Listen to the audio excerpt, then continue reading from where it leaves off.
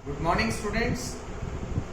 मैंने previous class में कहा था कि हमारा जो थर्ड यूनिट है वो कंप्लीट हो गई है, बट सॉरी उसमें हमारे पास कुछ टॉपिक्स जो थे वो रह गए थे। ठीक है, कुछ इम्पोर्टेंट टॉपिक्स थे, ठीक है, और बिल्कुल छोटे ही हैं, ठीक है, वो रह गए थे, तो उनको एक बार डिस्कस कर लेते हैं, फिर ये चैप्टर आपका कंप्लीट है। आज पूरी तरह जो करवाऊँ उसके बाद कोई भी टॉपिक इसमें हम ट्रेंड्स इन पीरियोडिक टेबल जो है उसको पढ़ रहे थे कि पीरियोडिक टेबल में एटॉमिक साइज का, इलेक्ट्रोनेगेटिविटी का, आयनाइजेशन एंथैल्पी का क्या ट्रेंड रहेगा। तो उसी में एक था मेटेलिक कैरेक्टर, ठीक है, कि जो मेटेलिक कैरेक्टर है वो कैसे वेरी करता है जब हम लेफ्ट से राइट जाते हैं और जब हम टॉप से बॉटम जाते हैं। ठीक है, तो अगर मैं बात करूं लेफ्ट से राइट की, जब हम लेफ्ट टू राइट जाएंगे तो मेटेलिक कैरेक्टर डिक्रीज करेगा। मेटेलिक कैरेक्टर क्या करता है? डिक्रीज करता है। और जब हम टॉप से बॉटम की तरफ आएंगे तो जो मेटेलिक कैरेक्टर है वो इंक्रीज करता है। मेटेलिक कैरेक्टर क्या करता है?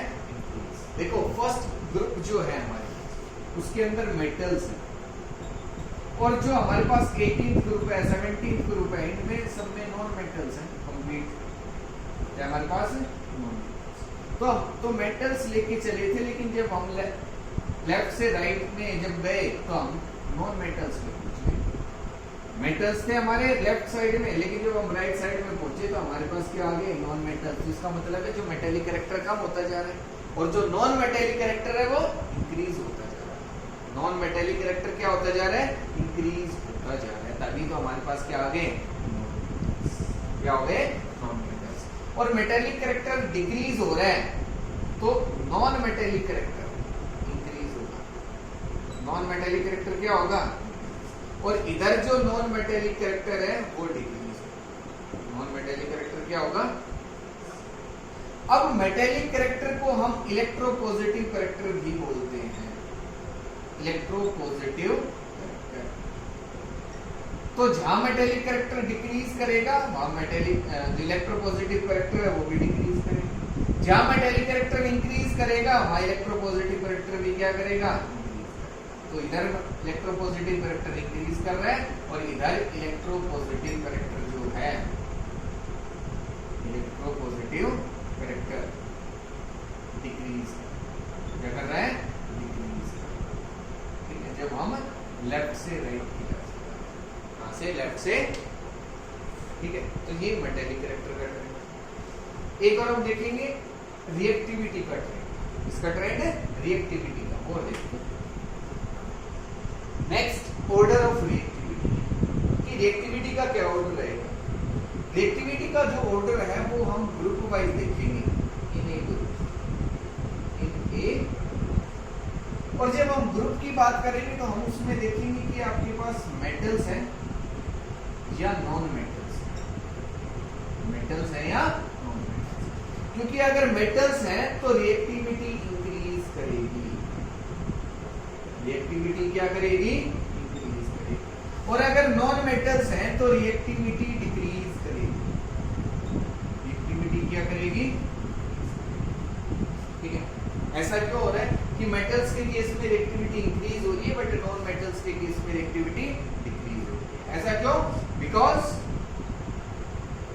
on moving down the group, on moving down the group, ionization enthalpy decreases. Ionization enthalpy decreases. Therefore, tendency to donate electron increases, and hence reactivity कि जो मेटल्स हैं वो रिएक्शन करते हैं इलेक्ट्रॉन्स डोनेट करके। तो जितनी जल्दी इलेक्ट्रॉन्स को डोनेट करेंगे उतनी ज्यादा क्या हो जाएगी? रिएक्टिविटी हो जाएगी। उतनी ज्यादा क्या हो जाएगी? रिएक्टिविटी हो जाएगी। और ये जो इलेक्ट्रॉन डोनेट करने की टेंडेंसी है वो किससे बताते हैं? आयनाइजेशन एंथैल्पी से। कि इलेक्ट्रॉन्स निकालने के लिए अभी कितनी एनर्जी लगानी पड़ेगी? कम निकालनी पड़ रही है तो मतलब वो कुछ चाह रहा है कि इलेक्ट्रॉन को दे दे एटम, तो आसानी से इलेक्ट्रॉन दे देगा और जितनी आसानी से देगा उतनी जल्दी रिएक्शन हो जाएगी। तो जब हम नॉन मेटल्स के केस में डाउन द ग्रुप जाते हैं तो इलेक्ट्रॉन डोनेट करने की टेंडेंसी इंक्रीज होती है और रिएक्टिविटी भी क्या हो जाती है। जब हम नॉन मेटल्स की बात करते हैं तो नॉन मेटल्स जो है दे show reactivity, they react bye accepting electrons, bye accepting, कि जो नॉन मेटल्स हैं वो रिएक्शन शो करते हैं इलेक्ट्रॉन्स एक्सेप्ट करके, ये डोनेट करके वो एक्सेप्ट करके, तो जितनी जल्दी एक्सेप्ट करेंगे रिएक्टिविटी उतनी ही ज्यादा होगी। तो हम यहाँ लिखेंगे on moving down the group, on moving down the group, tendency to accept electron, tendency to accept electron decreases, therefore reactivity,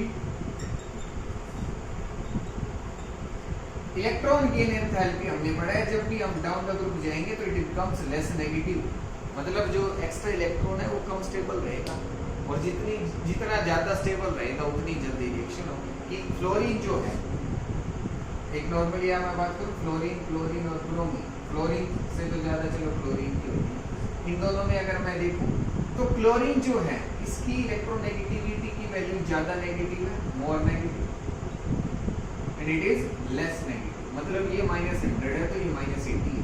तो जब एक इलेक्ट्रॉन क्लोरीन एक्सेप्ट करेगा तो ये Cl नेगेटिव है, ये किसमें Br नेगेटिव, तो Cl नेगेटिव में जल्दी कन्वर्ट होगा बजाय Br नेगेटिव। क्यों? क्योंकि ये इसमें कन्वर्ट होने के बाद कितनी एनर्जी रिलीज कर रहा है, -80 किलो, ये कितनी कर रहा है -100, तो मतलब ये ज्यादा स्टेबल है तो ये जल्दी कन्वर्ट होगा और ये जल्दी, तो रिएक्टिविटी क्या होगी, कम होगी। डाउन द ग्रुप जब होगी, डाउन द ग्रुप जाएंगे तो रिएक्टिविटी क्या होगी, कम हो जाएगी नॉन मेटल्स के, ठीक है। तो ये दो ट्रेंड थे जो रह गए थे, ठीक है, ये आपको मैंने समझा दिया, इनमें कोई भी डाउट रहे तो मेरे से पूछो, ठीक है। अब एक और हमारे पास टॉपिक है कि अगर हमारे पास जो एटॉमिक नंबर्स हैं वो जब 100 से ज्यादा हो जाएं, मतलब हाइड्रोजन का जैसे 1 है, लिथियम का 3 है, सोडियम का 11 है, तो ऐसे ही जब एटॉमिक नंबर जो है वो जब 100 से ऊपर चले जाएंगे, कि आपके पास जो पीरियोडिक टेबल है, ठीक है, वो कुछ इस तरीके से, और उसमें जो 7th पीरियड है हमारे पास, 7th पीरियड, इसमें कुछ ऐसे एलिमेंट्स हैं, इसमें जो एटॉमिक नंबर है वो 100 से ज्यादा ऊपर चला जाता है, तो ऐसे एलिमेंट्स हैं जो अभी डिस्कवर नहीं हुए, ठीक है, इनमें से कुछ ऐसे एलिमेंट्स हैं जो डिस्कवर नहीं हुए, लेकिन उनकी प्रॉपर्टीज, उनकी रिएक्शन, सारी चीजें हमें पता है, तो उनको हमने एक नोमेनक्लेचर उनके लिए हमने डिजाइन की, एक आईपीसी नेमिंग हमने बताई कि जब तक वो डिस्कवर नहीं हुआ तो उसका कुछ नाम तो हमें पता नहीं था ना, हमने उसका नाम कुछ रखा। जैसे कोई भी साइंटिस्ट अगर उसने कोई एलिमेंट को खोज लिया, डिस्कवर कर लिया, तो वो अपने नाम के अकॉर्डिंग उसका नेम कर सकते हैं, तो वो तो चेंज हो जाएगा, तब वो जब डिस्कवर होंगे तब वो उनके नाम जो है वो हम लिख सकते हैं, ठीक है। लेकिन अब जब डिस्कवर नहीं हुआ तो हमने क्या किया, अब हमें पता है कि यहाँ एलिमेंट क्या आएगा, क्या आएगा का मतलब है कि उसकी प्रॉपर्टीज क्या होंगी, कैसी रिएक्शंस वो शो करेगा, कैसे कंपाउंड्स बनाएगा, कितनी उसकी आयनाइजेशन एंथैल्पी रहेगी, एटॉमिक साइज नियरली कितना रहेगा, एटॉमिक मास नियरली कितना रहेगा, वो सारी चीजें हमें बता दी। तो हमने कुछ कंपाउंड्स को तो सिंथेटिकली प्रिपेयर भी कर लिया लैब के अंदर कि हम बना सकते हैं उन एलिमेंट्स को, कंपाउंड्स को नहीं, एलिमेंट्स को। लेकिन जो और एलिमेंट्स बचे वो डिस्कवर नहीं हुए, या जो एलिमेंट्स हमने लेबोरेटरी में फॉर्म किए उनका हम नाम लिखेंगे कैसे, और 100 उनका एटॉमिक नंबर किससे ज्यादा होना चाहिए, 100 से लेके 118 तक हो सकते हैं, 118 तक, ठीक है। तो वो हम देखेंगे कि हम उनकी नोमेनक्लेचर, उनकी नेमिंग कैसे करेंगे, ये भी एग्जाम में पूछी जाती है, तो देखते हैं कैसे पढ़ेंगे। Naming of elements with atomic number more than 100, naming of elements with atomic number more than 100, जब एटॉमिक नंबर किससे ज्यादा हो जाएगा 100, तो उनकी नेमिंग करने के लिए देखो हम जो कुछ डिजिट्स हैं उनके लिए हम कुछ वर्ड्स जो है हमने फिक्स किए कि अगर 0 रहेगा तो उसको हम निल बोलेंगे, NIL, 1 रहेगा तो UN, 2 रहेगा तो पाई, 3 रहेगा तो ट्राई, 4 रहेगा तो क्वाड, QUAD, ठीक है। 5 के लिए पेंट, 6 के लिए हेक्स, 7 के लिए सेप्ट, 8 के लिए ऑक्ट एंड 9 के लिए ENN। ये अब हम नेमिंग करेंगे कैसे कि हम इन लेटर्स को, ये हमारे क्या है वर्ड रूट्स, हम इनको बोल सकते हैं, ये word roots plus IU, last में क्या ऐड कर देंगे IU, और आपका जो नाम है वो। फिर हम ये भी देखेंगे कि उससे हम सिंबल कैसे लिखेंगे, ठीक है, वो देखते हैं। तो पहले हम कुछ एग्जांपल्स करते हैं। फॉर एग्जांपल आपके पास है 101, 10, तो देखो सबसे पहले तो इसके लिए हम लिखेंगे कि 1 के लिए हम क्या वर्ड यूज करते हैं, UN, तो ये लिखेंगे UN।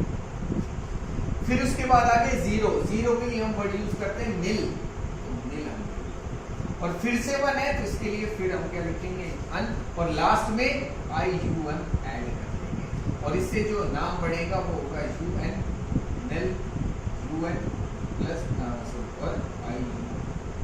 ये इस कंपाउंड का IPSC नेम, IPSC कैसा नेम है ये, IPSC नेम, ठीक है। और इसका जो सिंबल आएगा, चलो सिंबल की यही बात कर लेते हैं कि जो सिंबल होगा वो कैसे हम लिखेंगे कि देखो आपके पास 3 वर्ड रूट है, 3 आपने वर्ड यूज किए हैं, UN और U, UN U, ये ही इसका सिंबल हो जाएगा कि UN U। ये क्या हो गया आपके पास सिंबल, इस तरीके से हम इसका सिंबल भी, जैसे क्लोरीन Cl है, ऑक्सीजन के लिए O है, तो इसके लिए ये सिंबल। और देखो कि अगर हमने लिया 110, कितना लिया 110, तो 1 के लिए तो हम क्या वर्ड यूज करते हैं अन, 1 के लिए अन, और O के लिए सॉरी 0 के लिए nil, और लास्ट में क्या ऐड कर देंगे IUN। तो क्या नाम पड़ गया UN, nil एंड IU, और इसका सिंबल क्या बनेगा, सिंबल ये क्या बन जाएगा UN, UUN, क्या बन जाएगा UUN, ये नहीं उठाना, बस ये देखें UU इसका, ठीक है। इस तरीके से आप जो IPSC नेमिंग है वो एलिमेंट्स की कर सकते हो जिनका एटॉमिक नंबर 100 से ज्यादा है। और देखो एग्जांपल है कि आपके पास है 116, कितना है 116, इसकी कैसे करेंगे UN 6 के लिए हम क्या वर्ड यूज करते हैं X प्लस IUN। अब क्या नाम बन जाएगा UN X IUN, ये इसका नेम हो गया। और सिंबल की अगर हम बात करें तो इसका सिंबल क्या हो जाएगा U, इसका भी फर्स्ट लेटर उठा लो U, और इसका भी फर्स्ट लेटर उठा लो क्या है H, तो UUH इसका क्या हो गया UUH क्या हो गया इसका सिंबल। तो इस तरीके से हम IPSC नेमिंग कर सकते हैं इन एलिमेंट्स की, उनका सिंबल भी हम लिख सकते हैं। एक ये जो टॉपिक थे हमारे पास इस चैप्टर में बच गए थे, अब ये चैप्टर जो है वो आपका कंप्लीट हो गया है। जो असाइनमेंट आपको दिया था उसको सोल्व कर लेना, NCERT क्वेश्चंस करना, और अगर कोई भी डाउट रहे तो मेरे से पूछना, फिर हम नेक्स्ट चैप्टर जो है हमारा स्टार्ट करेंगे, ठीक है।